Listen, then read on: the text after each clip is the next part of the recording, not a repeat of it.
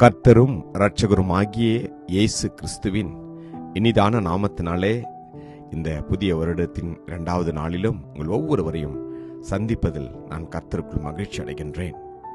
2 கொரிந்தியர் 5:17 ஒருவன் கிறிஸ்துவுக்குள் இருந்தால் புதிய சிருஷ்டியா இருக்கிறான், பழையவைகள் ஒழிந்து போயின, எல்லாம் புதிதாயின. ஆமேன். கர்த்தருடைய நாமம் மகிமைப்படுவதாக. எனக்கு பிரியமான தேவஜனமே, இந்த புதிய வருடத்தின் 2வது நாளிலும் கூட கர்த்தர் நம் ஒவ்வொருவருக்கும் ஜீவனை கொடுத்து இந்த உலகத்தில் நாம் ஆசீர்வாதமாய் வாழ வேண்டும் என்று விரும்பி நமக்கு அவர் கிருபையை பாராட்டியிருக்கிறார். நாம் என்ன செய்ய வேண்டும்? நம்முடைய இருதயத்தை கர்த்தருடைய பாதத்தில் அர்ப்பணிக்க வேண்டும். நம்முடைய மனம் புதிதாக்கப்பட வேண்டும். நம்முடைய சரீரங்கள், நம்முடைய சிந்தைகள், நம்முடைய ஆவி எல்லாவற்றையும் இந்த புதிய வருடத்தில் அவர் புதிதாக்குவார். அவருடைய பாதத்தில் நாம் அர்ப்பணிப்போம். வேதம் சொல்கின்றது, நீங்கள் இந்த பிரபஞ்சத்திற்கு ஒத்த வேஷம் தெரியாமல் தேவனுடைய நன்மையையும் பிரியமும் பரிபூர்ணமான சித்தத்தையும் இன்னதென்று பகுத்தறியத்தக்கதாக உங்கள் மனம் புதிதாகிறதுனாலே மறுரூபமாகுங்கள் என்று. ஆமேன்.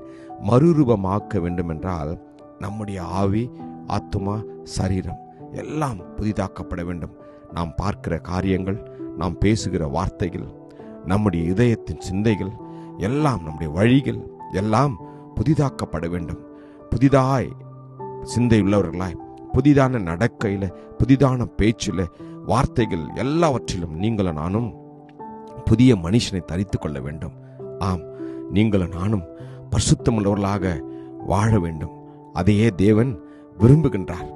கர்த்தருடைய வார்த்தையின் பிரகாரமாய் நம்மளை நாம் அர்ப்பணிக்க வேண்டும். வேதம் சொல்கிறது, நாங்கள் சோர்ந்து போகிறதில்லை, எங்கள் புறம்பான மனுஷனானது அழிந்தும் உள்ளான மனுஷனானது நாளுக்கு நாள் புதிதாக்கப்படுகிறது என்று. நம்முடைய இருதயத்தை கர்த்தருக்கு ஒப்பு கொடுப்போம். நம்முடைய சிந்தை, நம்முடைய சரீரம் எல்லாவற்றையும் அவர் ஆளுகை செய்ய வேண்டும்.